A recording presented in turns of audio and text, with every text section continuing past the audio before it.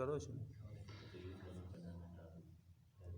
اعوذ باللہ من الشیطان الرجیم بسم اللہ الرحمن الرحیم وقل جاء الحق وزهق الباطل ان الباطل كان زهوقا۔ معزز سامعین و ناظرین، گزشتہ دنوں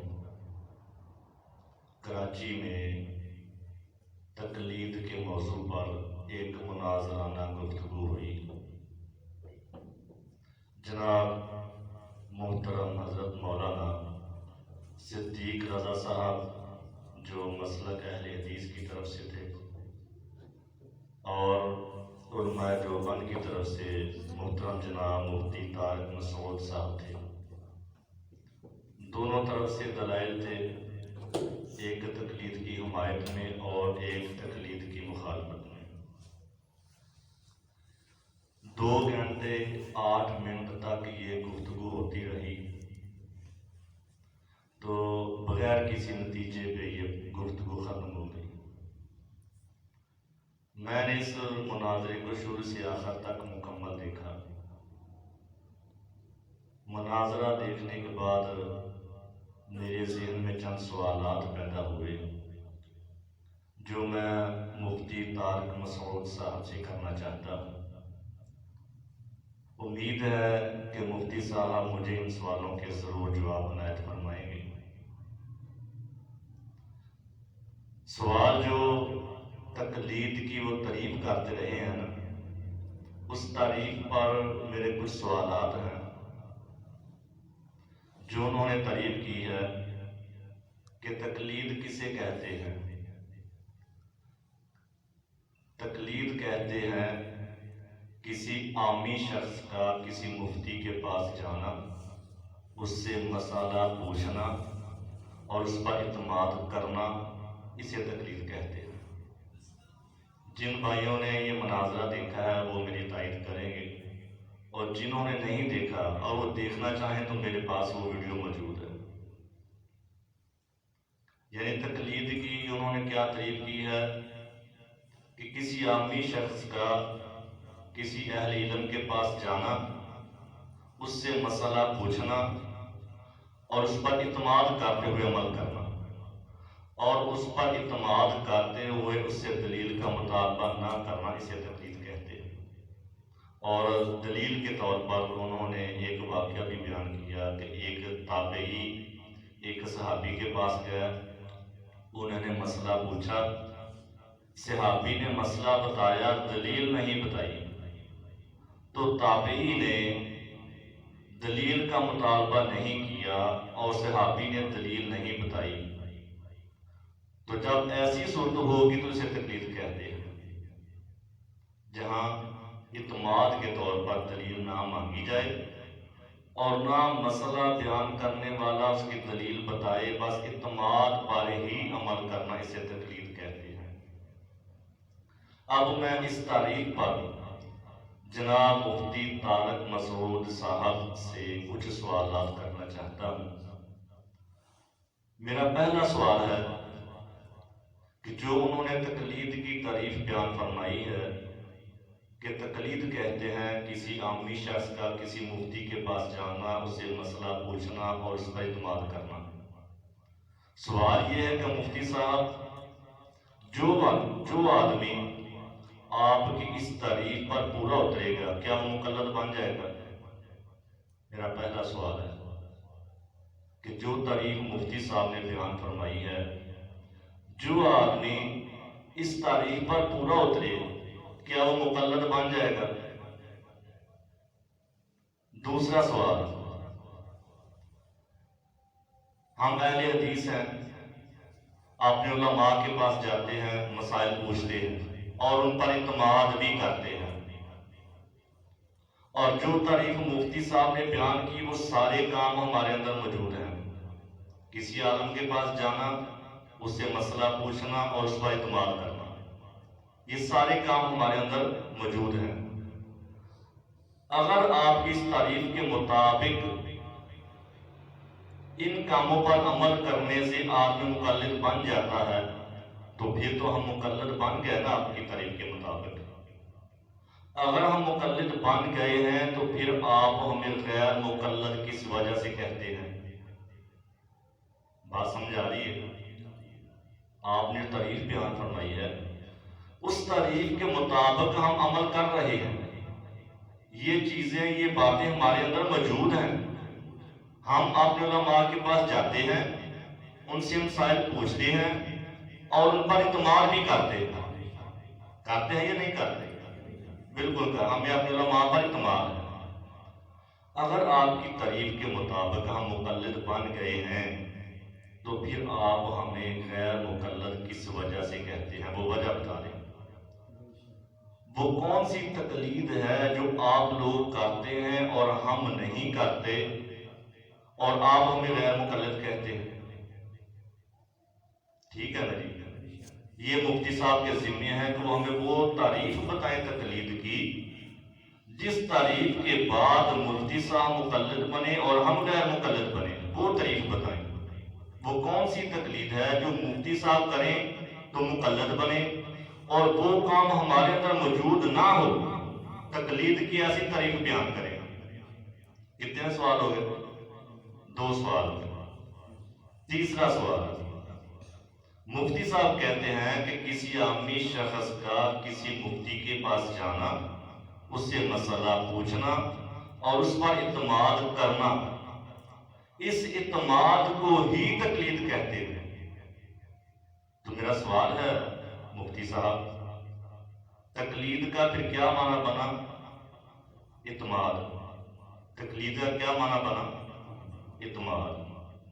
میں یہ نہیں پوچھوں گا کہ مفتی صاحب یہ کہاں لکھا ہوا ہے، یہ کس لغت میں آپ نے پڑھا ہے، یہ کس ڈکشنری میں آپ نے پڑھا ہے کہ تقلید کا معنی اعتماد ہے۔ بہرحال کہیں کسی نہ کسی جگہ سے تو مفتی صاحب نے پڑھا ہی ہوگا نا، چاہے خود ہی لکھ کر پڑھ لیا ہو۔ اگر تقلید کا معنی اعتماد ہے تو پھر مقلد کا کیا معنی بنے گا؟ اعتماد کرنے والا۔ تو غیر مقلد کا کیا معنی بنے گا؟ جسے کسی پر اعتماد نہ ہو۔ غیر مقلد کا کیا معنی بنے گا؟ جسے کسی پر بھی اعتماد نہ ہو۔ مفتی صاحب، میں مسلک اہل حدیث کا ادنا سا خادم ہوں اور اپنے تمام اہل حدیثوں کی طرف سے میں یہ اعلان کر رہا ہوں کہ مشرق سے مغرب اور شمال سے جنوب جہاں کہیں بھی اہل حدیث موجود ہیں، ان سب کی طرف سے میرا یہ اعلان ہے کہ ہمیں اپنے علماء پر اعتماد ہے۔ ایک اہل حدیث ایسا دکھائیں جس نے تحریری طور پر یا تقریری طور پر جس نے لکھا ہو یا کہا ہو کہ ہمیں کسی پر اعتماد نہیں۔ یہ آپ کے ذمہ ہے، یہ آپ نے ہمیں ثابت کرنا ہے کہ اہل حدیث کو کسی پر بھی اعتماد نہیں۔ اگر اعتماد کا نام تقلید ہے تو یہ تو اعتماد ہم اپنے علماء پر کر رہے ہیں، اور اسی کا نام تقلید ہے تو یہ تو آپ کی جو آپ نے تعریف کی ہے تقلید کی، وہ تو ہمارے اندر موجود ہے۔ پھر آپ ہمیں غیر مقلد کس وجہ سے کہتے ہیں؟ اور آپ کو کیسے پتا چلا کہ ہمیں کسی پر اعتماد نہیں؟ یہ بھی مفتی صاحب کے ذمہ ہے۔ چوتھا سوال، مفتی صاحب فرماتے ہیں کہ کسی عامی شخص کا کسی مفتی کے پاس جانا، اس سے مسئلہ پوچھنا، اس پر اعتماد کرنا، یہ تقلید جائز ہے۔ یہ جو میں تعریف کر رہا ہوں یہ تمام الفاظ مفتی صاحب کے اس ویڈیو میں موجود ہیں۔ کسی عامی شخص کا کسی مفتی کے پاس جانا، اس سے مسئلہ پوچھنا، اس پر اعتماد کرنا، یہ تقلید جائز ہے۔ مفتی صاحب بالکل یہ تقلید جائز ہے، مگر یہ زندہ کے لیے ہے۔ یہ جو آپ نے تعریف کی ہے نا، کسی عامی شخص کا مفتی کے پاس جانا، اس سے مسئلہ پوچھنا، اس پر اعتماد کرنا، یہ تقلید جائز ہے، اور یہ جائز تقلید تو ہم کر رہے ہیں، اور یہ جائز تقلید صرف زندہ کے لیے ہے۔ آپ یہ جو تعریف کر رہے ہیں تقلید کی، یہ تو زندہ کے لیے ہے۔ آپ وہ تعریف کریں جس سے غیر زندہ کی تقلید ثابت ہو۔ آپ زندہ کی تقلید نہیں کر رہے، آپ فوت شدہ کی تقلید کر رہے ہیں۔ تقلید کی وہ تعریف کریں جس سے فوت شدہ کی تقلید کرنا ثابت ہو۔ آپ تعریف زندہ کی اور تقلید غیر زندہ کی، یہ تو ایسے ہی بات ہوئی نا جیسے ہمارے کچھ حنفی بھائی جو ہیں وہ قبروں پر جاتے ہیں، مزارات پر جاتے ہیں، وہاں جا کر دعائیں کرتے ہیں کہ اے اللہ کے ولی، آپ اللہ کے بڑے نیک بندے ہیں، آپ بزرگ ہیں، ہماری اللہ سے یہ حاجت پوری کروا دیں، ہماری یہ مشکل ہے یہ دور کروا دیں، ہم اس پریشانی میں مبتلا ہیں، اللہ سے کہیں ہماری یہ پریشانی یہ دور کر دے۔ مفتی صاحب سے پوچھیں کیا یہ عمل درست ہے؟ مفتی طارق مسعود صاحب، ان سے اگر کوئی پوچھے کہ کیا کوئی آدمی قبر پر جائے، وہاں قبر والے سے یہ کہے کہ آپ اللہ کے نیک بندے ہیں، آپ اللہ سے میری حاجت پوری کروا دیں، میری ضرورت پوری کروا دیں، کیا یہ کام درست ہے؟ مفتی صاحب اس کام کو شرک کہتے ہیں۔ میں نے ایک ویڈیو دیکھی ان کی اس بارے میں، وہ اس کام کو شرک کہتے ہیں۔ جی اس کو کیوں شرک کہتے ہیں؟ اس لیے کہ قبر والوں سے جا کر مانگنا جائز نہیں۔